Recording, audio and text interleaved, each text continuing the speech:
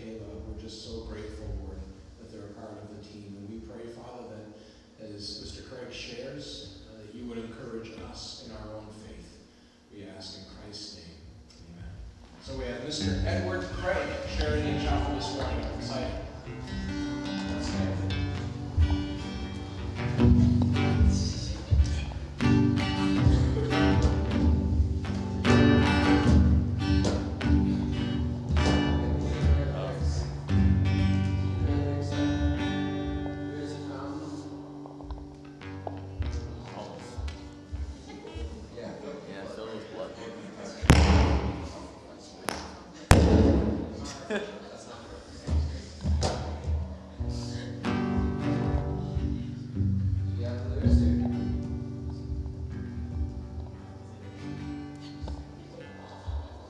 Hey, yeah, we got it.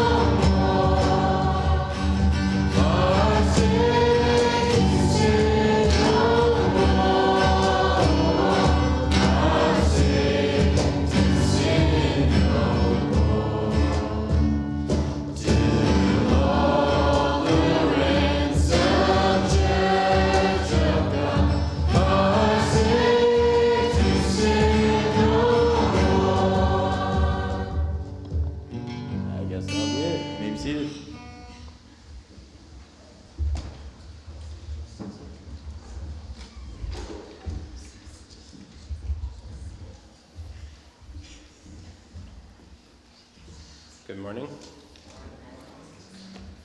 So this morning I'm going to share a bit of my testimony with you guys. I think it's good for you to hear from some of the staff and what God's done in our lives.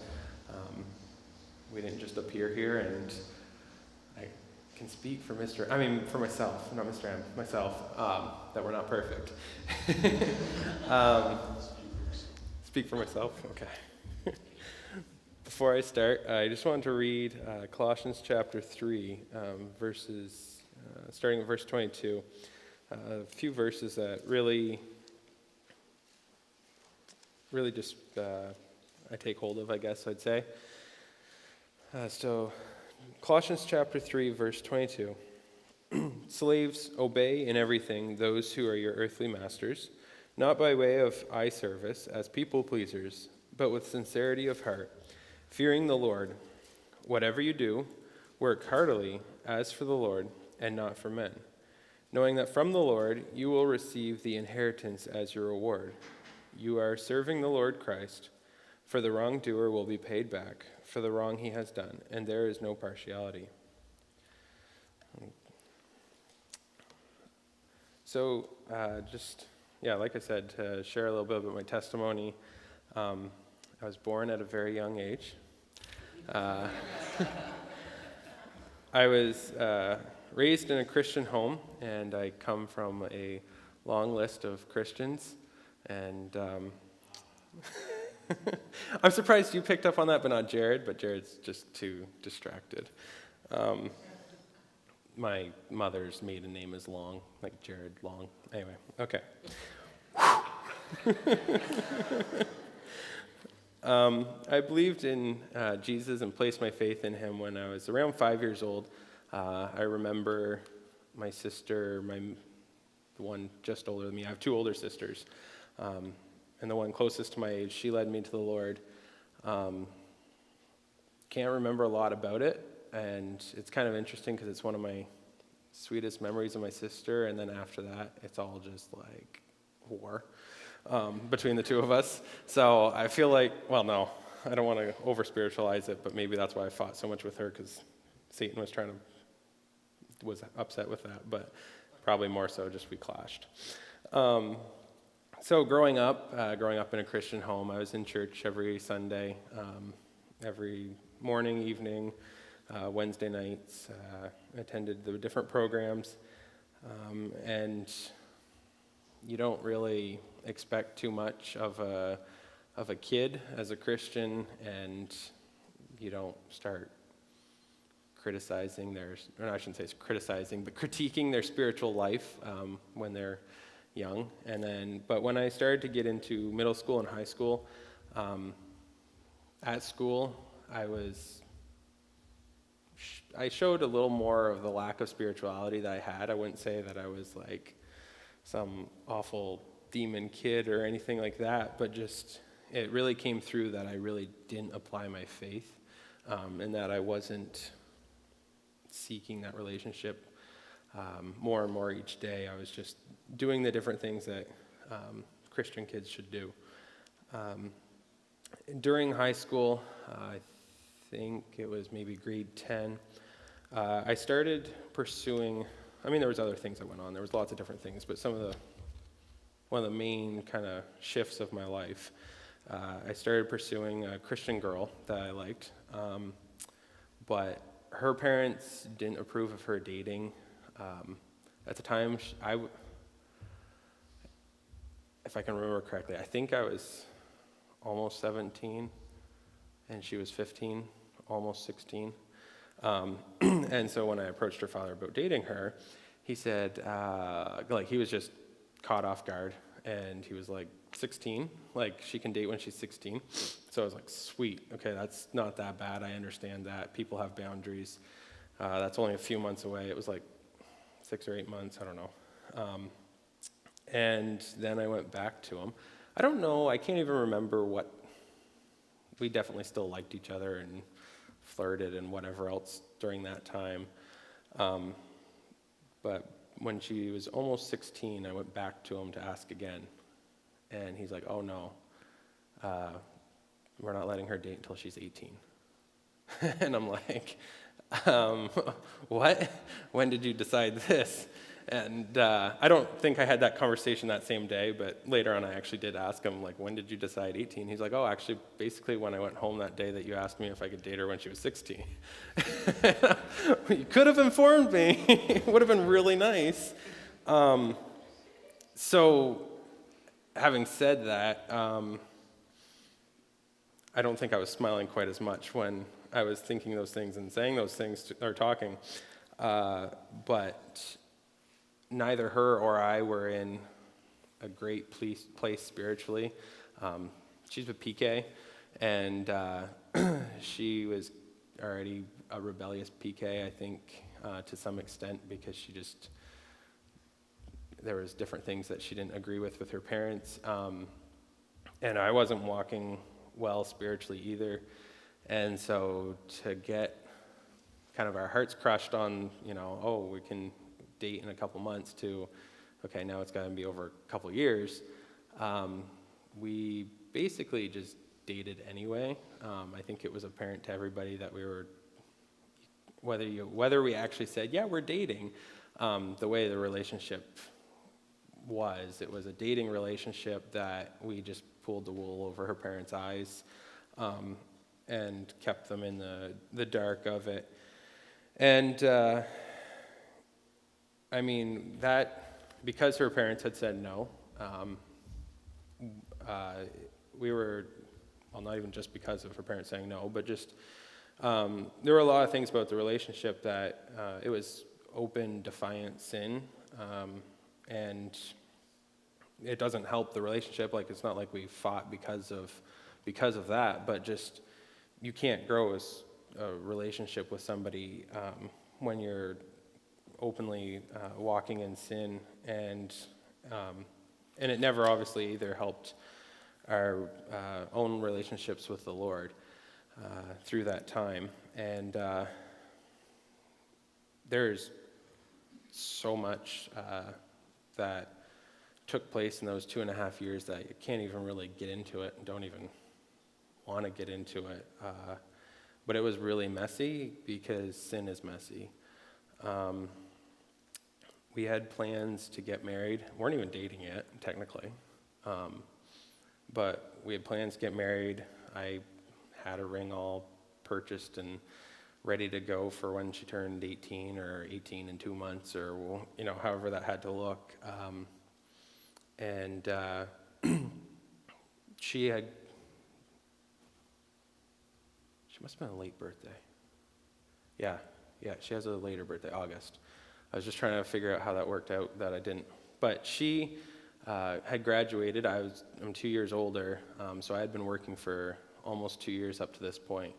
And in the summer after she had graduated, she turned 18, so I think there might have been an allowance of dating. But at that point, her parents had sat her down and talked to her, and again, her parents are godly people, and they could see the sin that was there. They could see, come from two backgrounds anyway. Like, I grew up Baptist, or conservative doctrine, and she grew up Pentecostal. So just in that alone, it would be messy to be in a relationship in the sense of like trying to figure out, well, what doctrine do you believe, what this and that. But then there's more to it, that I'm sure her parents, when they sat her down and talked to her, like, this relationship isn't healthy. You can't continue to go in this relationship,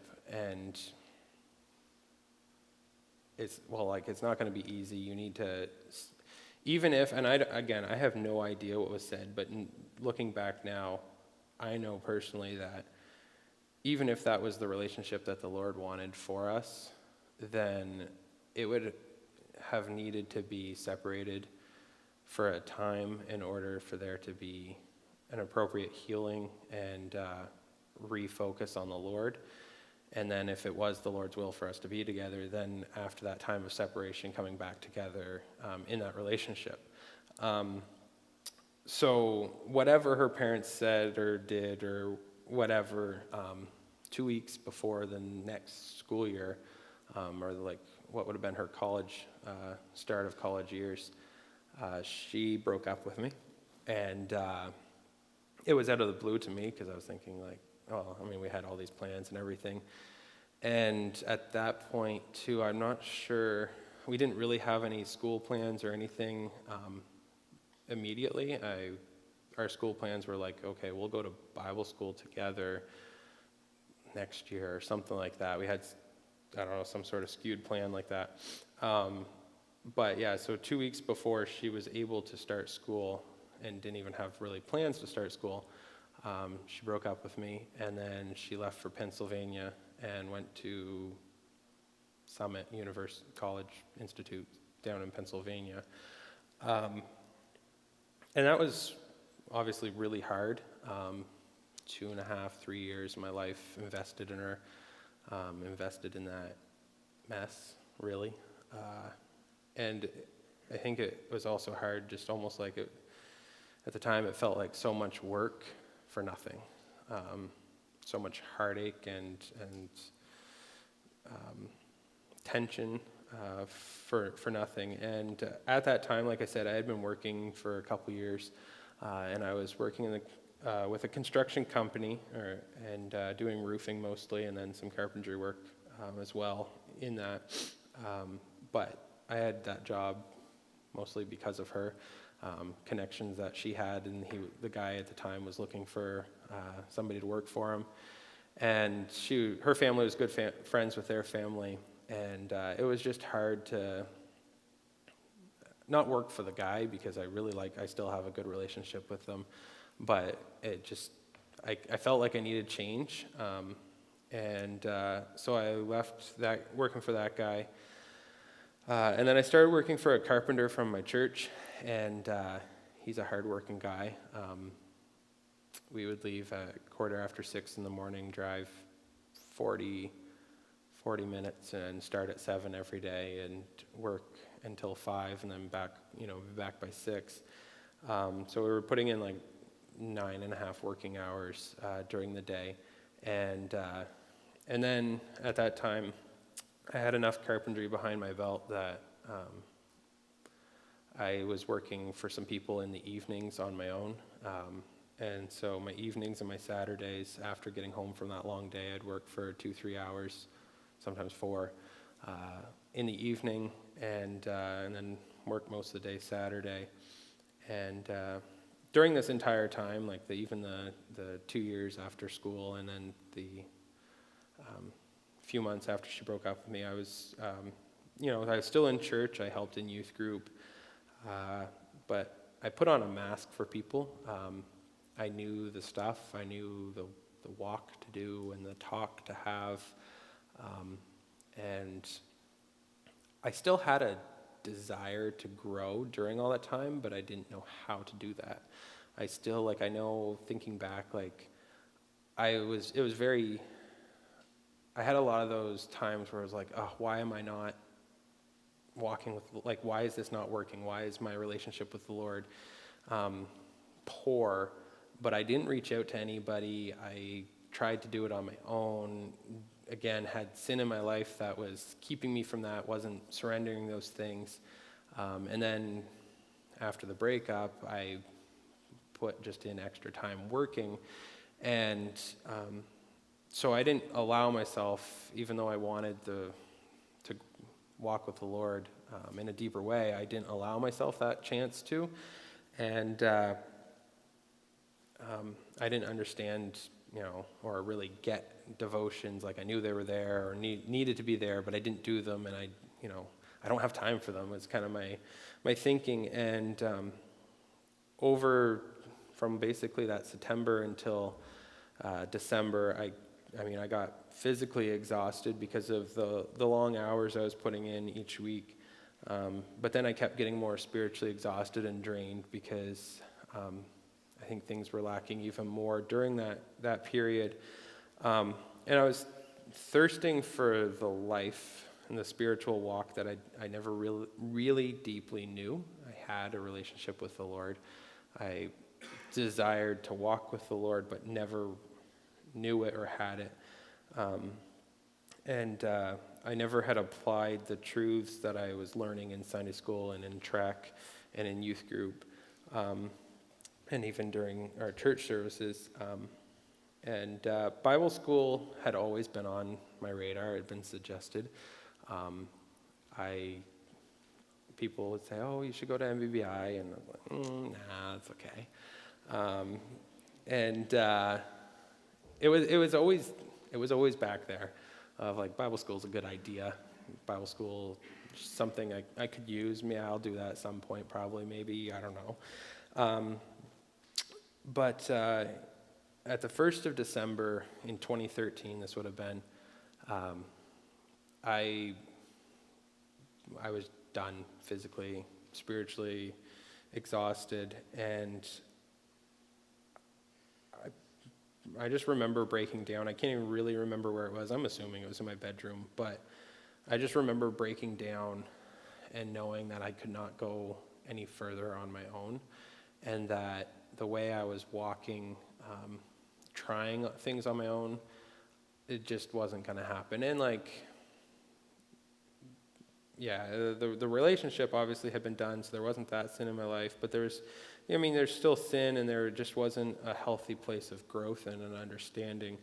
And so at that time, I surrendered everything to the Lord, and I knew that I had to start MBBI, or start Bible school, but I knew it was going to be here.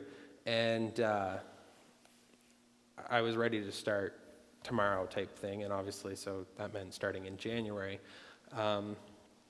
And I didn't want to put it off for 8 months and start in the next fall or anything. I had to start in January. And my boss, I love him, good Christian man, but it had been a while, I think, since he had a Christian guy work for him. And even though I wasn't in a great spiritual place, I was dependable, reliable, and all that. And he was basically like, I'll give you lots more money if you stay with me, please stay. I was like, no, I have to go to Bible school. I have to go. And so I started here in January of 2014. I was definitely stretched, convicted. My understanding of how little I knew and how poorly I showed my love for the Lord was brought to light, and just as I learned and grew. So my wife, Michaela, she started that next fall in 2014, and it was love at about 2 months in for me. When I started noticing her more and taking interest in her, within a few weeks of that interest growing, I was quite certain I was going to marry her. I've had it before obviously with the previous relationship, but even before in school, I was always like, oh, I'm going to marry this person. But this time, obviously, it was a little more mature, and I was like, no, she's the one. Now, on the other hand, Michaela wasn't quite the same way, as I was telling some students the other day. She's not here. She was quenching the Holy Spirit, in my opinion. She wasn't real sure about things until that spring. Mind you, she had her mind track of she was only going to do 1 year of school, then she was going to go back to Ontario and study nursing and become a nurse. And it wasn't until, as things developed, she saw more and more, oh, I do like him. He's not that bad. He's not that weird. Yeah. But as she saw the Lord's plan for her life changing, and that her plans of going into nursing wasn't what the Lord had for her, then she was more open to a relationship with me. And so in the fall of 2015, I guess, we started dating officially. And then, we dated. There was stuff that went on while we were in Bible school, but no major points to point out. I graduated freshman year 2016, and then Michaela and I got engaged that June, and then we graduated senior year together that next spring in 2017. Yeah. I did it all messed up. If you're just trying to figure out, how do you graduate freshman year in 2016, then 2017? Yeah, just ask somebody who doesn't know, and then they can try to explain it, just like me. But in that time, in my freshman half, and then my junior year, the next year, my uncle was the maintenance director before me, and he went back into carpentry full-time at the end of what would have been my junior year. And so in between, there was a gap in between maintenance directors. Mr. Mead filled in, and there was about a year and a half in between. And I came on staff January of 2017 here. Michaela and I got married July 14th of 2017, and then this summer, July 11th, Grayson was born, and I might add, because I'm so proud of it, at 6 pounds and 9 ounces, which I predicted, I guessed, I didn't really predict it, I guessed it. But the week before, I was like, when he's born, he's going to be 6 pounds, 9 ounces, and I was spot on. So I say all of this to let you know a little bit of how God was moving in my life to bring me to a place of deep desire to walk with him daily, and not just a surface level going to church, being a good Christian walk. So I just want to share a little bit too of what God's been doing in Michaela and I's life in the last few years. Mostly, like you guys see a little bit of what we're doing here, and Michaela doing Bible study, and then me taking opportunities to speak when I can. And I think I share truth with people every once in a while. I try to. But in our local church, Michaela and I have had the opportunity for the last, this would be, we're partway into our third year of leading our children's program each week, like our weekly program, not our Sunday morning one. But it's been a real blessing to take this program and rebuild it. It was kind of, it was the person who was leading it before us, their spiritual walk was deteriorating, and I don't want to say deteriorating. They weren't walking with the Lord, and so that showed through in the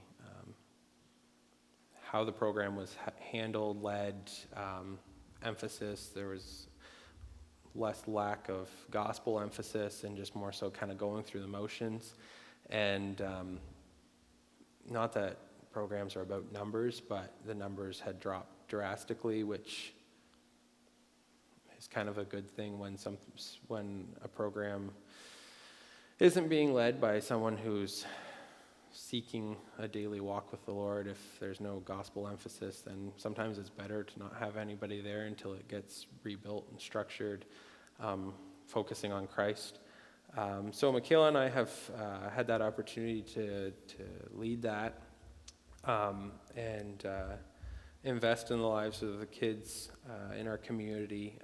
We've had a couple VBSs the last 2 summers, restarted that. Our church hadn't done it for quite a few years, and we wanted to take that on. And we've really seen a lot of growth in the kids and a lot of growth in our own lives. And Pastor Jeremy is our pastor, if you haven't put those two together.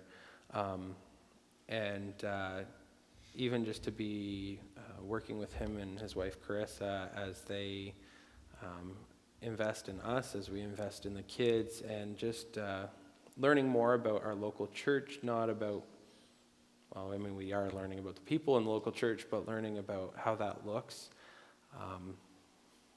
There's only so much you can learn in 3-4 years of Bible school. And then once you leave here, you have to continue to learn those things if you want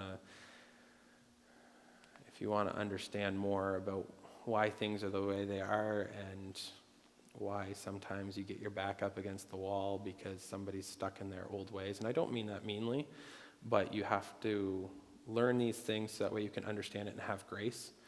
And that way too, you don't want to pull it, you pull your hair out. And but yeah, learning a lot. And Michaela and I, we do our best to be involved as we can with the local church, but also mindful of our ministry here, and not trying to do everything there on top of what we do here, and then having no time for breathing, trying to balance and have time management. So the Lord's been, the Lord's been faithful, and He's been really teaching me a lot. I know each and every day it's not a walk in the park. It's not like, okay, I've had my big turnaround in my life, and now I'm on the fast track of spiritual enlightenment. But it's a daily, okay, I need to do my devotions today. I need to, I was even thinking about it this morning, I need to have a podcast of like a Christian people or whatever to listen to, because sometimes, I'll be honest, if I have to get up and plow at 5 in the morning, which I haven't had to do yet this year, but if I get up at 5 to go plow or start plowing at 5, I don't get up at 4 and start my devotions. I'm too tired. So sometimes I miss my devotions. But if I have an auxiliary jack in the tractor, and so I can plug my iPad in or my phone in or whatever, and I can listen to something, but I have to make the effort to have that spiritual venue in my life. I could just listen to the FM heathen radio and let the country music play, or I make the effort and plug in the auxiliary jack and play a podcast, not because it's a supplement for my devotions, but because it's truth being poured into my life that day, because I haven't yet, if I get to my devotions that day, I haven't yet had something. It's continue daily growing. Definitely haven't arrived yet, and I won't arrive until I die. But I hope in me sharing these things, sharing what the Lord's been doing in my life, encourages you guys. And like I said, I didn't cover everything. I was vague on stuff simply for simplicity and time and different things. But I am transparent. If people want to talk to me or say like, oh, how'd you manage to get through this? Or, oh, I was dealing with, feel free to talk to me, because I'm not going to shy away and say no. But I hope that could be encouragement to you this morning.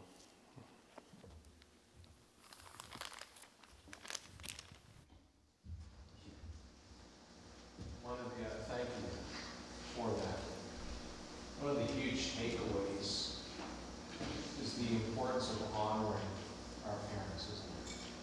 And, if you're wrestling with honoring your mom and dad, and you're trying to walk with God, don't get ahead of that basic honoring and obedience to the Lord, to those that He's put in your life.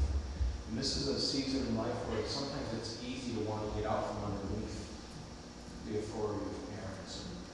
And I've known Edward packing a truck. Those were some fun days. And I've watched his life all the way up through. And I know the things that he was talking about. And I know God's been so faithful. These are good lessons to learn. And thank you so much for having me share this one. Okay. You guys are